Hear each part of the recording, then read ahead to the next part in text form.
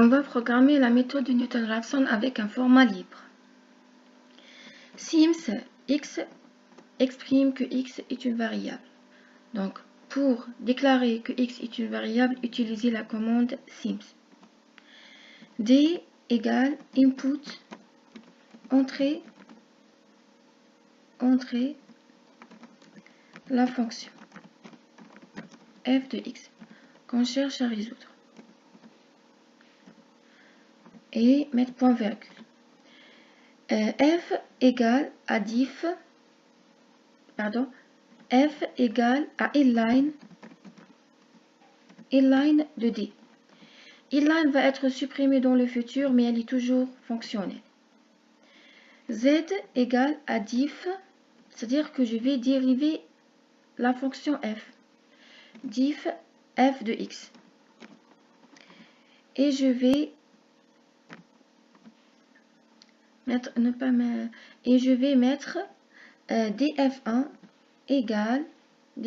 égale à inline z. Si je vais enlever le point virgule pour qu'il m'affiche l'exécution, pareil pour df1.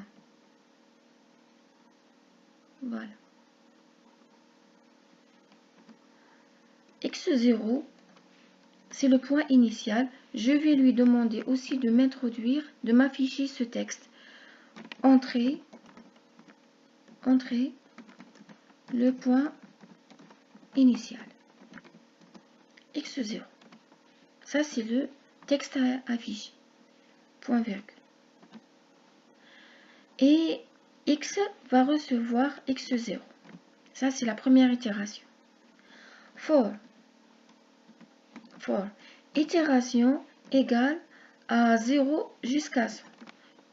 Donc, c'est un choix. J'ai augmenté le nombre d'itérations jusqu'à 100. Y égale à x. Point virgule. Et la formule mathématique de Newton, c'est x1 égale x0 moins f de x0, moins divisé par f' de x0, c'est-à-dire df1 de x. Point virgule. Je vais remplacer y par x0. Donc x1 égale à x0 moins f de x0 sur f' de x0. Et puis le programme va continuer si la condition d'arrêt n'est pas satisfaite. x2 égale à x1 moins f de x1 sur f' de x1. x3 égale à x2 moins f de x2 sur f' de x2, etc. jusqu'à ce qu'on converge vers la solution. On va mettre une condition if x égale à y, non, on met pas point virgule, break, et puis and, fermer les boucles, and. Afficher l'itération et afficher le x. On va exécuter le programme de Newton-Raphson. Donc, sauvegarder et exécuter.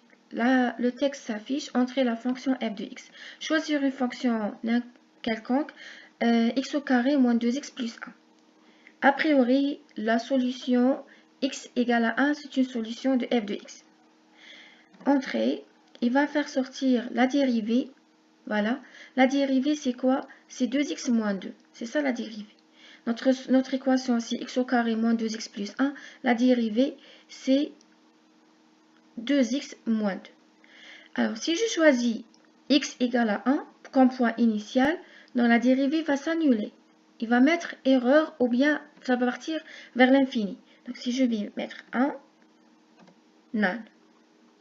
Il faut changer le point virgule.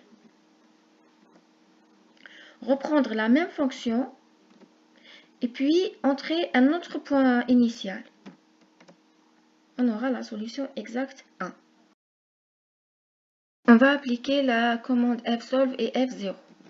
Fsolve, introduire la fonction mais sous forme @x. On va prendre le point initial x0 égale à 1. Voilà. Fsolve a complété la solution et elle a donné 1. On va prendre f0.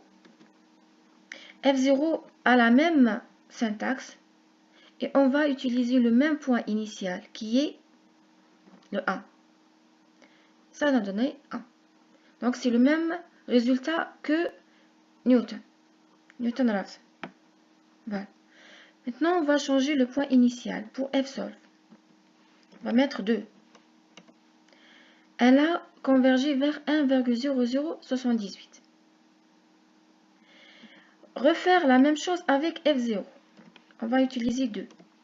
Et ça va donner 9. Pourquoi? Parce que ça est parti vers l'infini. Pour la résolution de f de x égale à 0, on peut utiliser la commande prédéfinie en MATLAB fsolve comme f0 et ainsi utiliser le programme Newton-Raphson donné dans cette vidéo.